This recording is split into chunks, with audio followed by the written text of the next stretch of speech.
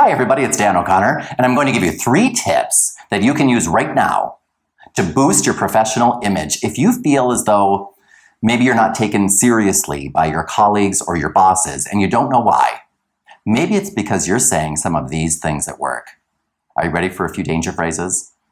DanO'ConnorTraining.com. All right, danger phrase number 1. Remember, we never say, I have an idea. Or even worse, I think I have an idea. If you say that, you are telling the entire room that you are not only not confident in your own thoughts and your own proposals, but that you have not invested in your professional development, because had you done that, you would have learned what the other savvy communicators have already learned, and that is that we never say, I have an idea, because really nobody wants to hear your ideas.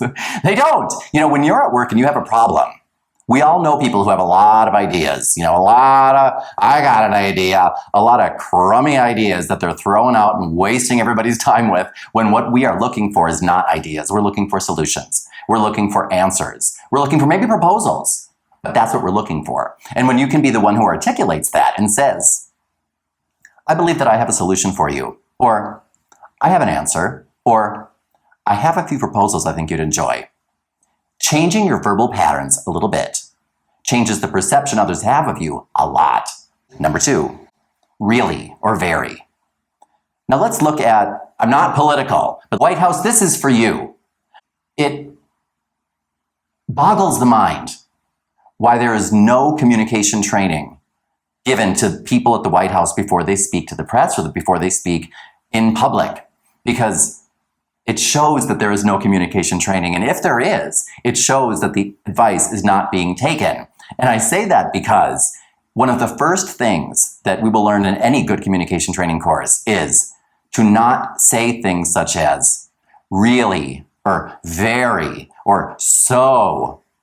Because when you say something such as, oh, that's a really good idea, that is not as powerful as saying, that's a fantastic idea. If you learn the right word that applies to the situation, instead of saying really bad, it was a catastrophe, period. Or it was a complete debacle, or unfortunately it was quite a tragedy.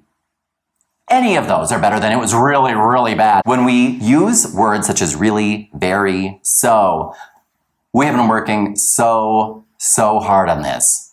If instead of saying that we say, we have been committed to this project since the beginning. Totally different message, right? So no reallys, no veries, no so's. And by the way, it tends to be that women will use reallys and veries and so's more than men. So especially if you're a woman, watch out for that one. Any type of words like really and very and so, or, totally.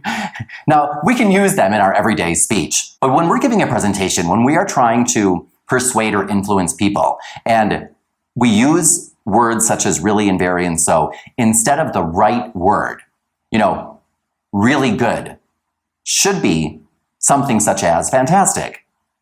Really bad should be maybe something such as horrendous. So delicious could be something such as mouth-watering. Anything other than a really and then the adjective is going to serve you better than using words such as really, very, and so. And the third thing that I'm going to give you is this. Remember that if people aren't taking your message seriously, maybe it's because of some of the other things that you say.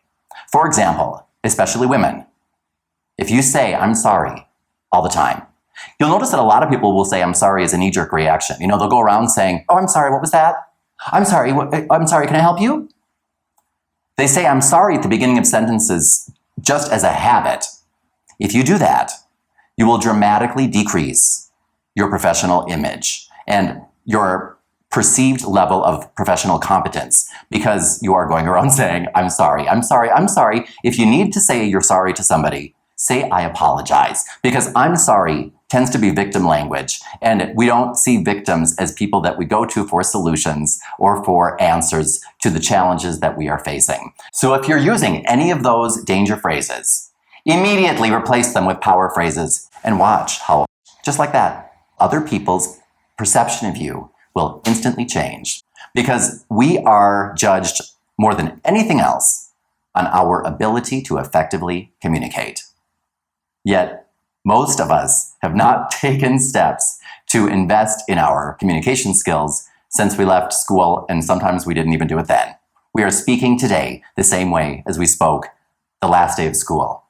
And remember, if you speak tomorrow the same way as you spoke yesterday, you will get the same experience tomorrow as you had yesterday. Change your words, change your experience. For more tips like this, make sure to stop by DanO'ConnorTraining.com. This is Dan O'Connor, signing off.